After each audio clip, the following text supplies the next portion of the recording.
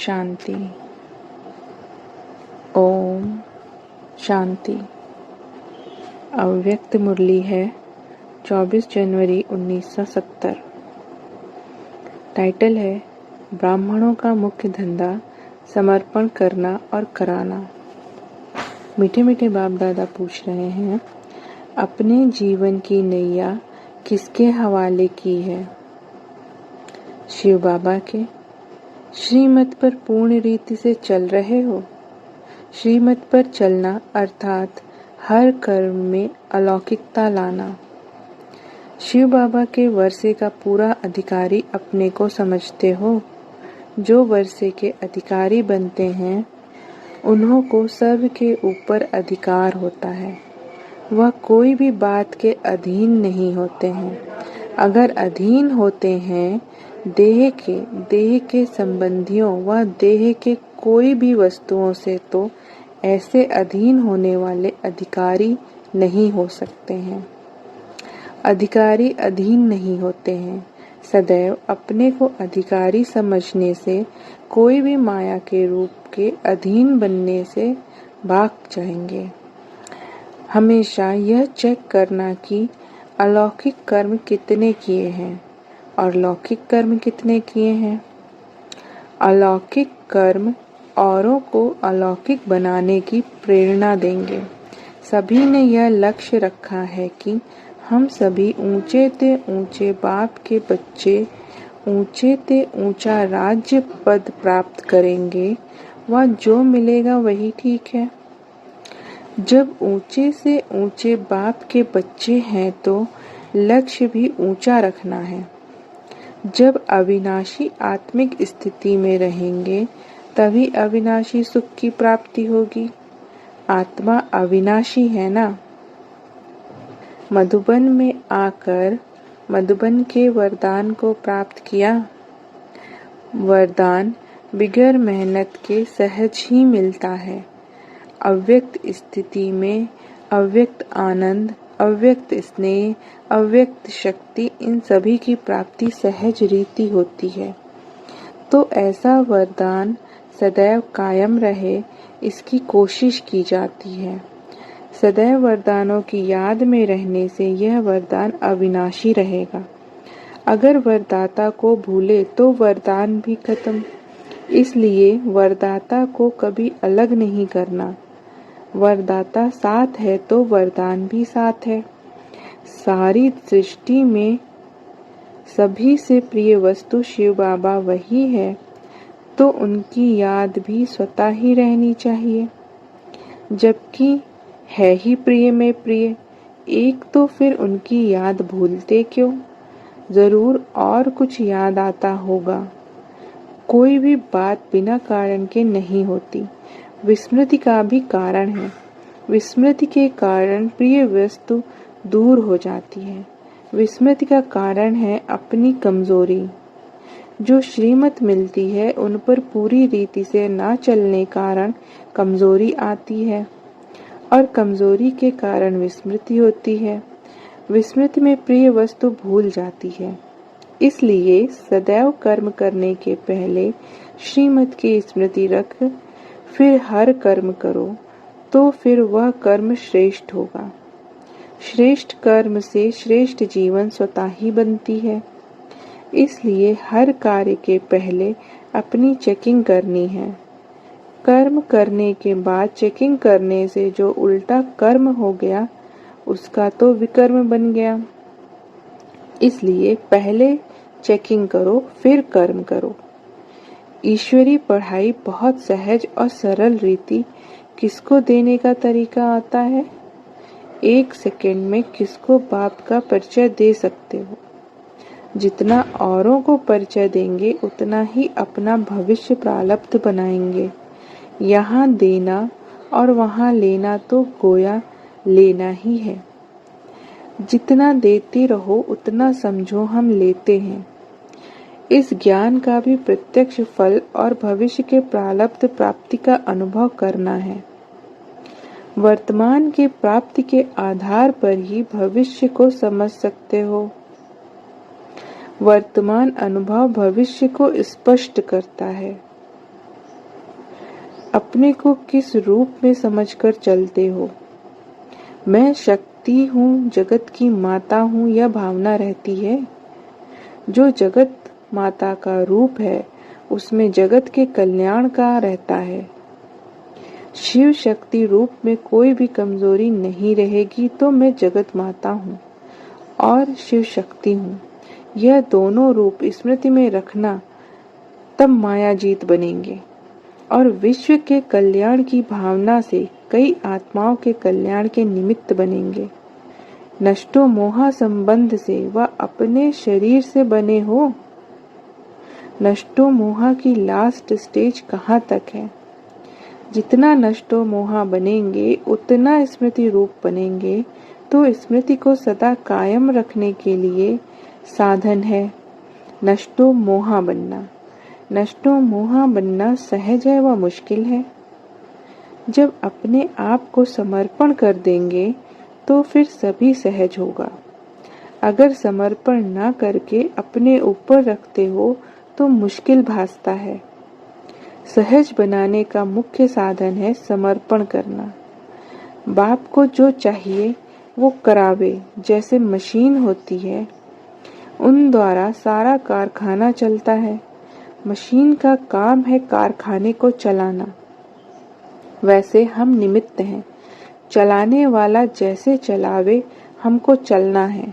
ऐसा समझने से मुश्किलात फील नहीं होगी या स्थिति दिन प्रतिदिन परिपक्व करनी है। इस मुख्य बात पर अटेंशन रखना है।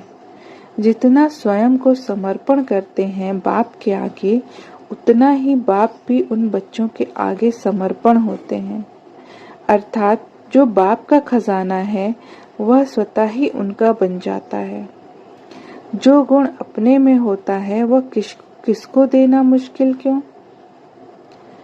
जो गुण अपने में होता है वह किसको देना मुश्किल क्यों? समर्पण करना और कराना यही ब्राह्मणों का धंधा है। जो है ही ब्राह्मणों का धंधा, तो ब्राह्मणों के सिवाय और कौन जानेंगे। जैसे बाप थोड़े में राजी नहीं होता, बच्चों को भी थोड़े में राजी नहीं होना है। निश्चय की निशानी क्या है? विजय। जितना निश्चय बुद्धि होंगे उतना ही सभी बैटल में विजयी होंगे। निश्चय बुद्धि की कभी हार नहीं होती। हार होती है तो समझना चाहिए कि निश्चय की कमी है। निश्चय बुद्धि विजयी रत्नों में से हम एक रत्न हैं, ऐसे अपने को समझना है। विघ्न तो आएंगे, उन्हों को खत्म करने की युक्ति है। सदैव समझो कि यह पेपर है। अपनी स्थिति की परख यह पेपर कराता है। कोई भी विघ्न आए तो उनको पेपर समझ पास करना है। बात को नहीं देखना है, लेकिन पेपर समझना है। पेपर में भी भिन्न भिन्न क्वेश्चन होते हैं। कभी मनसा का, कभी लोक लाज का, कभी देशवासियों का क्वेश्चन आएगा, परंतु इसमें घबराना नहीं है। गहराई में जाना है। वातावरण ऐसा बनाना चाहिए जो ना चाहते हुए भी कोई खींच आए। जितना खुद अव्यक्त वायुमंडल बनाने में बिजी रहेंगे, उतना स्वतः सभी होता रहेगा। जैसे रास्ते जाते कोई खुशबू भी ना चाहते हुए खींचेगी। जो लक्ष्य रखा जाता है उसको पूर्ण करने के लिए ऐसे लक्षण भी अपने में भरने हैं। ढीले कोशिश वाले कहाँ तक पहुंचेंगे? कोशिश शब्द ही कहते रहेंगे तो कोशिश में ही रह जाएंगे। एम तो रखना है कि करना ही है। कोशिश अक्षर कहना कमजोरी है। कोशिश को मिटाने के लिए कोशिश शब्द को मिटाना है। निश्चय से विजय हो जाती है। संशय लाने से शक्ति कम हो जाती है। निश्चय बुद्धि बनेंगे तो सभी का सहयोग भी मिलेगा। कोई भी कार्य करना होता है तो सदैव यही सोचा जाता है कि मेरे बिना कोई कर नहीं सकता, तभी सफलता होती है। आज से कोशिश अक्षर खत्म करो। मैं शिव शक्ति हूँ। शिव शक्ति सभी कार्य कर सकती है।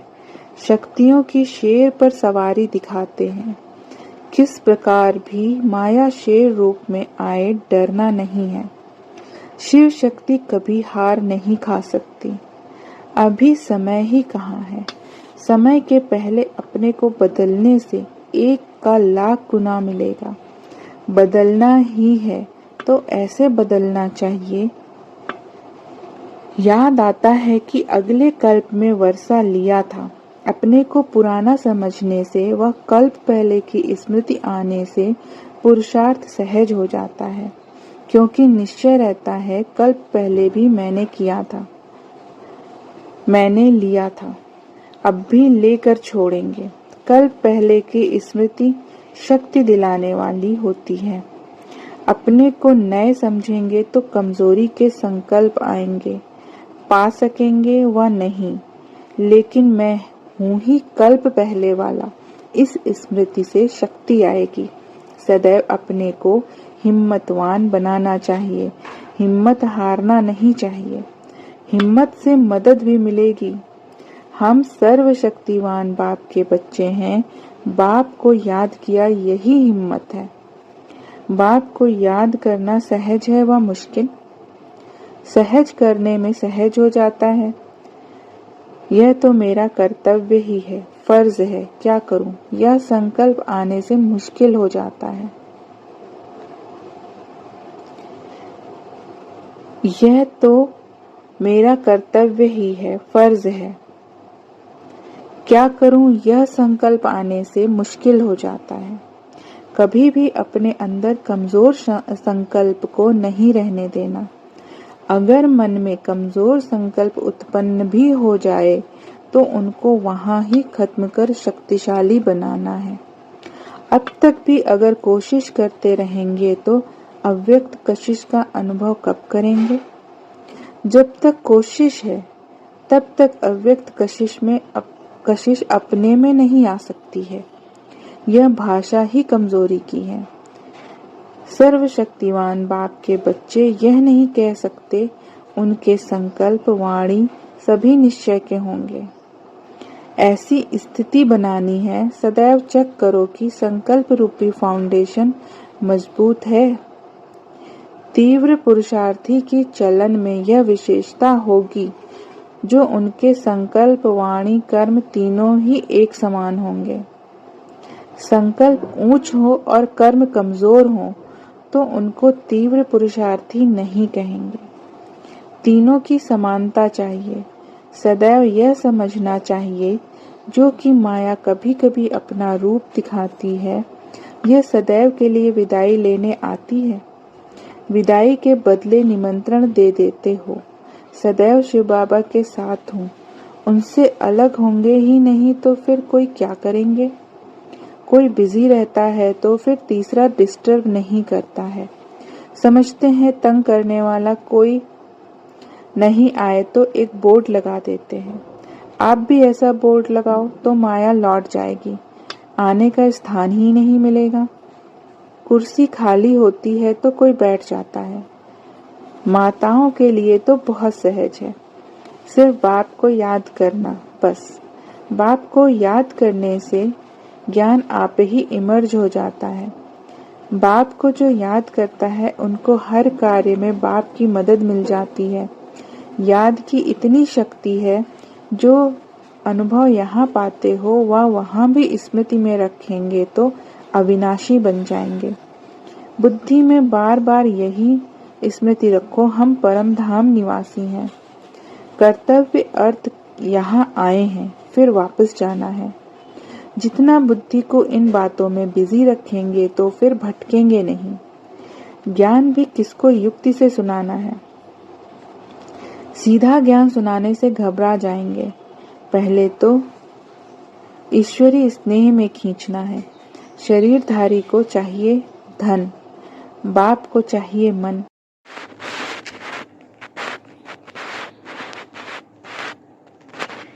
शरीरधारी को चाहिए धन, बाप को चाहिए मन। तो मन को जहाँ लगाना है वहाँ ही लगा रहे। और कहाँ प्रयोग ना हो। योग युक्त अव्यक्त स्थिति में रह दो बोल बोलना भी भाषण करना ही है। 1 घंटे के भाषण का सार 2 शब्द में सुना सकते हो। दिन प्रतिदिन कदम आगे समझते हो।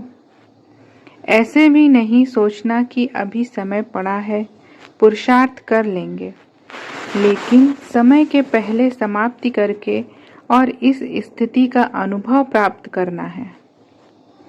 अगर समय आने पर इस स्थिति का अनुभव करेंगे तो समय के साथ स्थिति भी बदल जाएगी। समय समाप्त तो फिर अव्यक्त स्थिति का अनुभव भी समाप्त हो दूसरा पार्ट आ जाएगा। इसलिए पहले से ही अव्यक्त स्थिति का अनुभव करना है। कुमारियां दौड़ने में तेज होती हैं, तो इस ईश्वरी दौड़ में भी तेज जाना है। फर्स्ट आने वाले ही फर्स्ट के नजदीक आएंगे। जैसे साकार फर्स्ट गया ना। लक्ष्य तो ऊंचा रखना है। लक्ष्य संपूर्ण है तो पुरुषार्थ भी संपूर्ण करना है, तभी संपूर्ण पद मिल सकता है। तभी संपूर्ण पद मिल सकता है। संपूर्ण पुरुषार्थ अर्थात सभी बातों में अपने को संपन्न बनाना बड़ी बात तो है नहीं। जानने के बाद याद करना मुश्किल होता है क्या? जानने को ही नॉलेज कहा जाता है। अगर नॉलेज लाइट और माइट नहीं है तो वह नॉलेज ही किस काम की? उनको जानना नहीं कहा जाएगा। यही जानना और करना एक है। औरों में जानने और करने में फर्क होता है।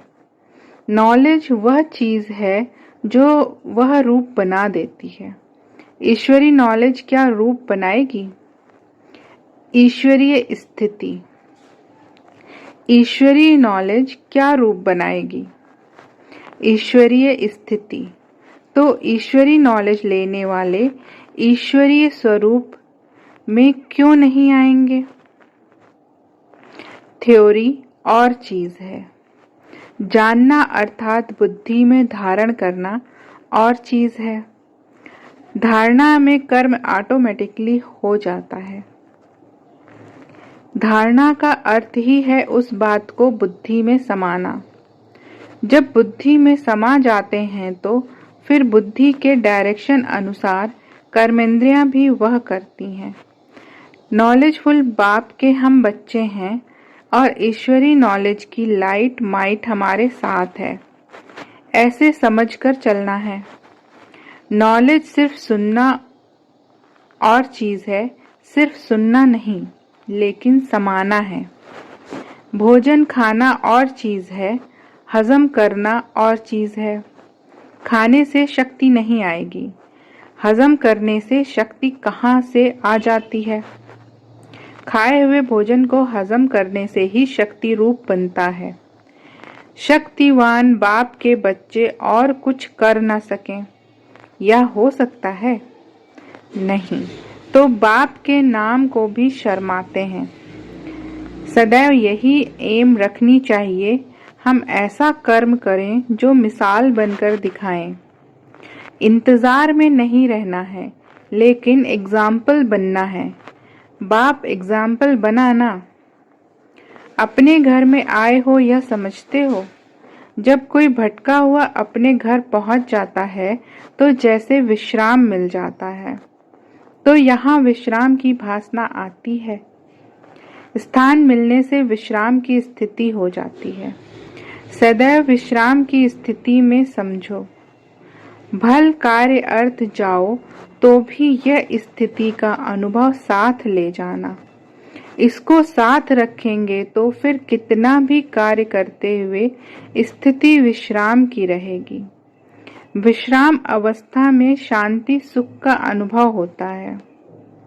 अपने में जब शक्ति आ जाती है तो फिर वातावरण का भी असर अपने पर नहीं होता, लेकिन हमारा असर वातावरण पर रहे। सर्वशक्तिवान वातावरण है या बाप? सर्वशक्तिवान वातावरण है या बाप?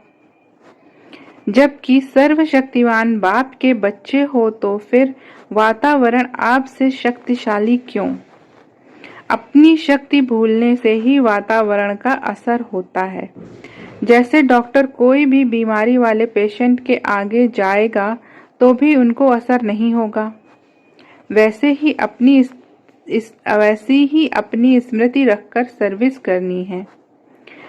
यह अपने में शक्ति रखो कि हमें वातावरण को बनाना है, ना कि वातावरण हमको बनावे। युगल होते हुए भी अकेली आत्मा की स्मृति में रहते हो। आत्मा अकेली है ना। अगर आत्मा को संबंध में आना भी है तो किसके? सर्व संबंध किससे हैं? एक से।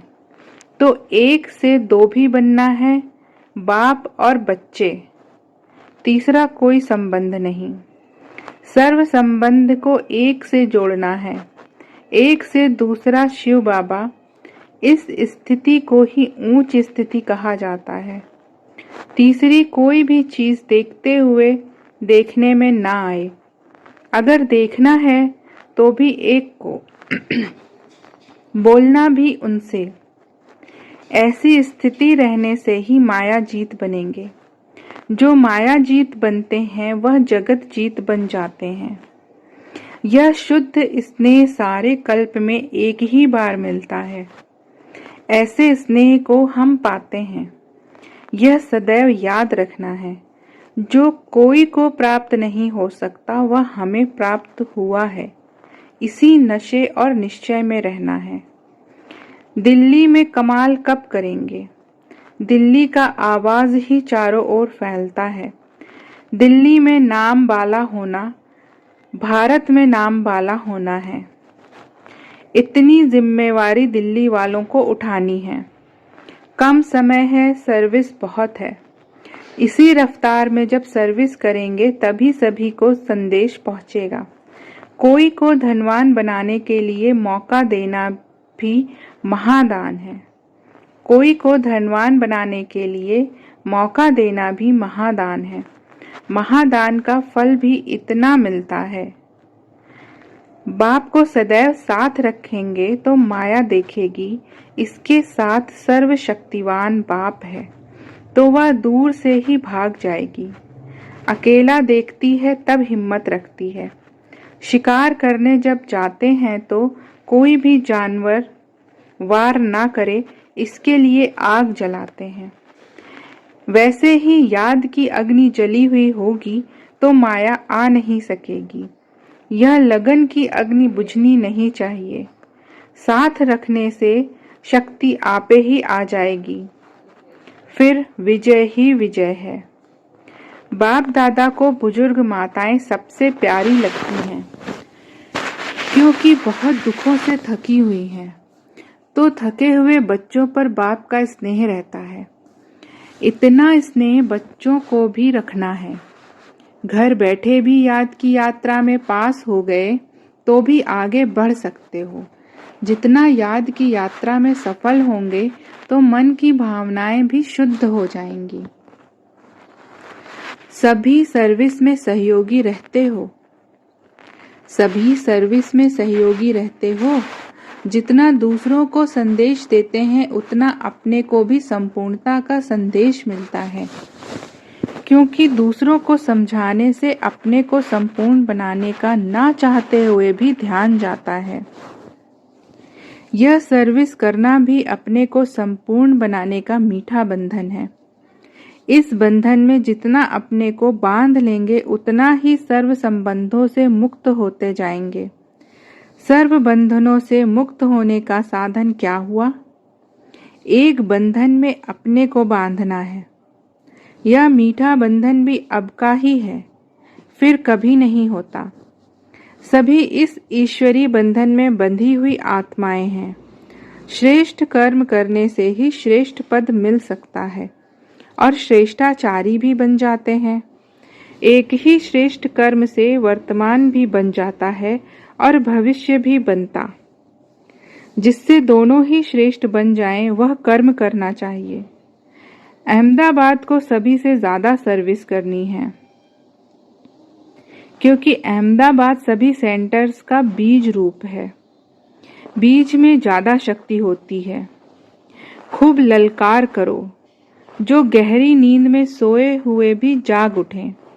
कुमारियाँ तो बहुत कमाल कर सकती हैं। एक कुमारी में जितनी शक्ति है तो इतनी सर्विस में सफलता दिखानी चाहिए।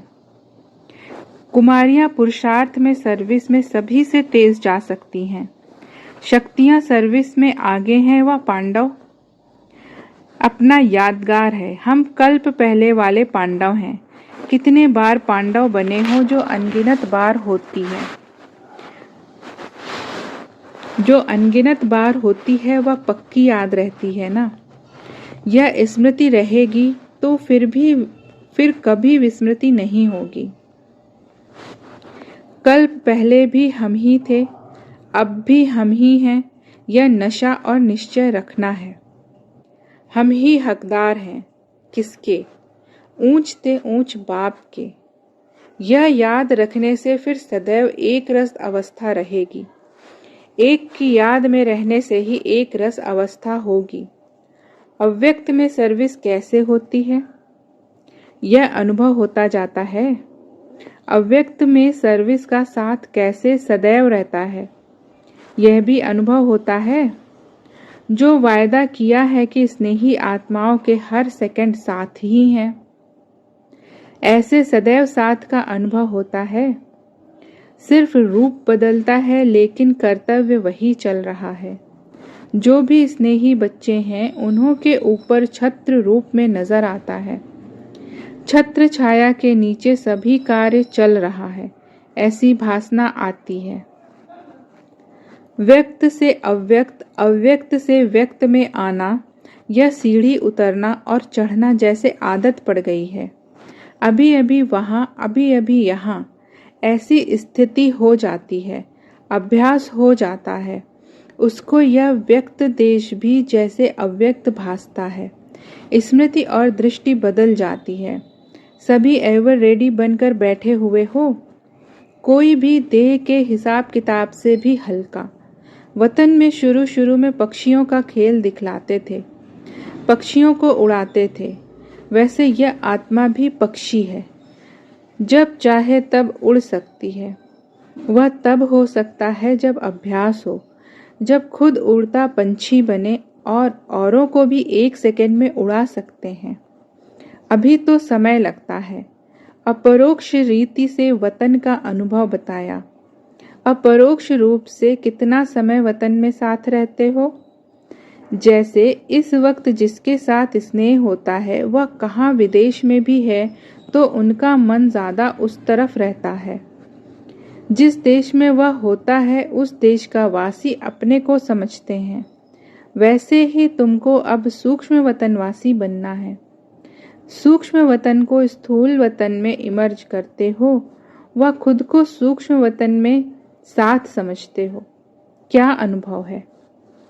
सूक्ष्म वतनवासी बाप को यहाँ इमर्ज करते हो, वह अपने को भी सूक्ष्म वतनवासी बनाकर साथ रहते हो। बाप दादा तो यही समझते हैं कि स्थूल वतन में रहते भी सूक्ष्म वतन बन जाते। यहाँ भी जो बुलाते हो यह भी सूक्ष्म वतन के वातावरण में ही सूक्ष्म से सर्विस ले सकते हो। यहाँ भी जो बुलाते हो यह भी सूक्ष्म वातावरण में ही सूक्ष्म सर्विस ले सकते हो। अव्यक्त स्थिति में स्थित होकर मदद ले सकते हो। व्यक्त रूप में अव्यक्त मदद मिल सकती है। अभी ज्यादा समय अपने को फरिश्ते ही समझो। फरिश्तों की दुनिया में रहने से बहुत ही हल्कापन अनुभव होगा, जैसे कि सूक्ष्म वतन को ही स्थूल वतन में बसा दिया है। स्थूल और सूक्ष्म में अंतर नहीं रहेगा, तब संपूर्ण स्थिति में भी अंतर नहीं रहेगा। यह व्यक्त देश जैसे अव्यक्त देश बन जाएगा। संपूर्णता के समीप आ जाएंगे। यह व्यक्त देश जैसे अव्यक्त देश बन जाएगा। संपूर्णता के समीप आ जाएंगे। जैसे बाप दादा व्यक्त में आते भी हैं तो भी अव्यक्त रूप के अव्यक्त देश की अव्यक्ति प्रवाह में रहते हैं। वही बच्चों को अनुभव कराने के लिए आते हैं। ऐसे आप सभी भी अपने अव्यक्त स्थिति का अनुभव औरों को कराओ।